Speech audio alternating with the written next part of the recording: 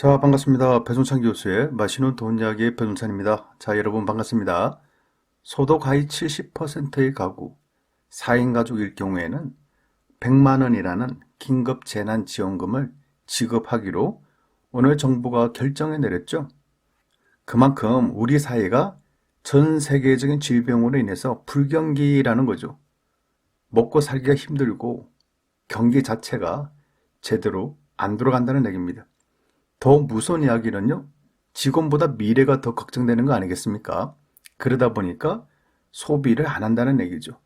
그러다 보니까 소상공인들이 먹고 살기 힘들게 되는 거고, 그러다 보니까 중소기업이든 대기업이든 다 같이 힘들어졌다는 얘기입니다.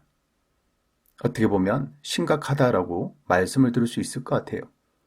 이에 정부는 70%의 국민들에게 긴급 재난지원금을 지급하여 최소한의 생활을 유지하도록 지원을 해주는 거죠. 뭐 아직 정확하고 구체적인 계획, 요거까지는 아직 안 나온 상태입니다.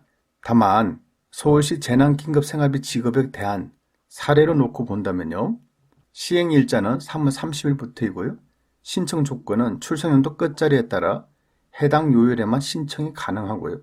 서울시 복지 포털에 공인인증서를 인정받고 신청서를 다운로드 받아서 작성을 하신 후 사진 파일로 이렇게 전송을 해야 된다는 얘기죠.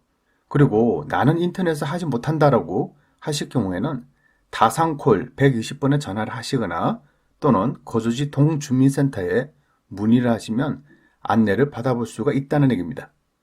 지급 대상은요, 중위소득 100% 이하 가구 중에서 기존 복지제도 혜택을 못 받는 가구에 한해서, 즉 현재 기초생활보호 대상자다, 정부의 지원금을 받고 있다, 그럴 경우에는 좀 혜택이 어렵다는 얘기인 것 같고요. 지급 액수로 본다면 1인에서 2인 가구는 30만 원, 3인에서 4인 가구는 40만 원, 4인 가구 이상은 50만 원을 지급한다는 얘기죠. 기타 사항을 본다면 서울사랑 상품권 또는 선불카드로 지급한다는 거고요. 반드시 6월달까지 써야 된다는 얘기죠. 이러한 점을 볼 때 이번 정부가 주는 긴급재난지원금 또한 서울시 재난긴급생활비 사례와 좀 유사할 것으로 이렇게 생각이 든다는 얘기죠. 여기서 중요한 거는 소득 하위 70%라는 거죠. 이게 핵심이라고 말씀드릴 수 있을 것 같아요. 그렇다면 소득 하위 70%의 정의가 뭐냐라고 한다면 그냥 간단하게 4인 가족이라 한다면 한 달에 712만 4천 원, 이 금액 미만일 경우에는 탈 수가 있고 이 금액 이상일 경우에는 타기가 어렵다는 얘기예요. 그렇다면 나는 자영업자다 또는 나는 일이 없다, 일이 없어서 소득이 없다, 그러면 어떻게 판단할까요? 이럴 경우에는 간단히 건강보험료 본인 부담금 판정 기준을 살펴보시면 대략적으로 알 수가 있을 것 같아요. 그래서 앞서 말씀드린 것처럼 직장 가입자 같은 경우에는요, 한 달에 납부하는 건강보험료 요 금액을 보시고 4인 가족이다, 또 3인 가족이다, 2인 가족이다, 이렇게 금액을 보시면 나는 건강보험료를 요 금액보다 이상 납부한다, 그럴 경우는 못 하실 가능성이 높고요. 이 금액보다 나는 더 낮게 납부를 한다라고 한다면 타실 가능성이 많아 보인다는 거죠. 그리고 나는 직장인이 아닐 경우, 그럴 경우에는 건강보험료 본인 부담금 중에 지역 가입자 요 빨간색 박스를 눈여겨보시면 된다는 얘기예요. 즉 1인 가구일 때는 내가 지역 가입자로 63,778원 미만으로 납부한다면 타실 수 있다는 얘기고요. 3인 가족으로 본다면 203,127원 미만이라면 타실 수가 있다는 얘기죠. 물론 또 그래요. 소득이 다 적다고 모든 사람들에게 또 나눠주는 건 아니죠. 앞서 서울시 사례 또는 대구시 사례를 놓고 볼 때 이런 경우에는 재해가 될 가능성이 있다는 얘기죠. 첫째, 기초생활수급자분들, 또 실업급여 대상자, 또 저소득 한시적 생활지원 대상자, 그리고 긴급복지지원을 받는 분들, 이런 분들은 좀 지원을 받기가 좀 어렵다. 왜냐하면 어떻게 보면 또 중복으로 지원되는 느낌, 그런 느낌이 있지 않습니까? 이런 분들은 제외될 가능성이 좀 많아 보이고요. 물론 또 그래요. 실제적으로 본다면 이러한 분들이 가장 어렵고 힘드신 분들 아닐까요? 저 개인적인 생각이라면 이런 분들도 이렇게 도와주는 게 더 좋지 않나라는 그런 생각을 개인적인 생각이고요. 그렇다면 긴급재난지원금은 어떠한 방식으로 지급이 될까요? 앞서 본 사례처럼 현금과 사용기간이 정해진 상품권 또는 지역화폐로 지급이 될 가능성이 높겠죠. 이상까지 정부의 지원금이 이처럼 나온다는 사실에 대해서 알아봤고요. 그렇다면 가장 중요한 거, 어떻게 하면 이러한 지원금을 잘 탈 수 있을까?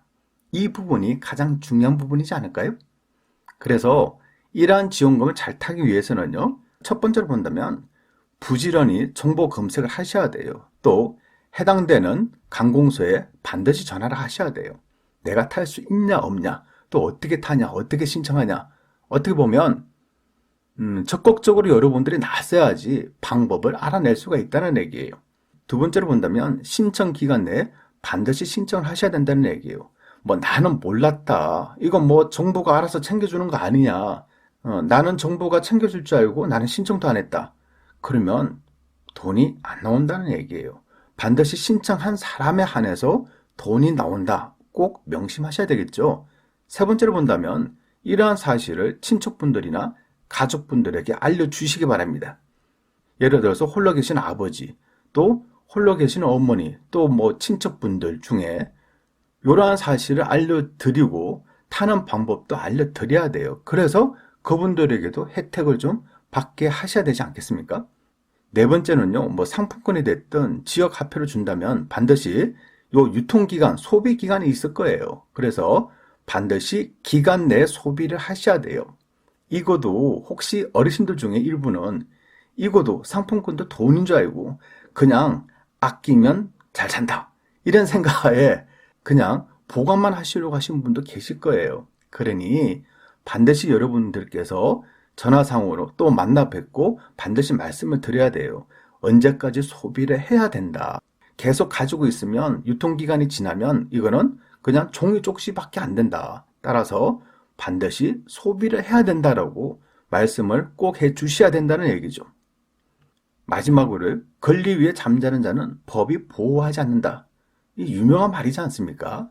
즉 내가 아무리 권리가 있다 하더라도 이를 행하지 않는 이상은 그러한 권리는 의미가 없다는 얘기예요. 즉 노력하고 신청하지 않은 자에게는 정부의 지원금 또한 지급되지 않는다는 얘기예요. 본인과 가족들은 여러분이 먼저 챙기셔야 된다는 얘기예요. 지금처럼 어렵고 힘든 시기에 뭐 10만 원이 됐든 100만 원이 됐든 얼마나 큰 돈입니까? 그렇지가 않나요? 아무리 돈이 많아도 정부가 주는 지원금, 이런 돈은 가능하다면 받을 수 있으시다면 그 기회를 놓치면 안 된다는 얘기예요. 부자의 지름길은요, 많이 버는 것도 중요하지만 작은 것부터 챙기는 이러한 실천이 부자로 가는 지름길이 될 수 있다는 얘기입니다. 이상까지 배종찬 교수의 맛있는 도움 이야기였습니다. 감사합니다.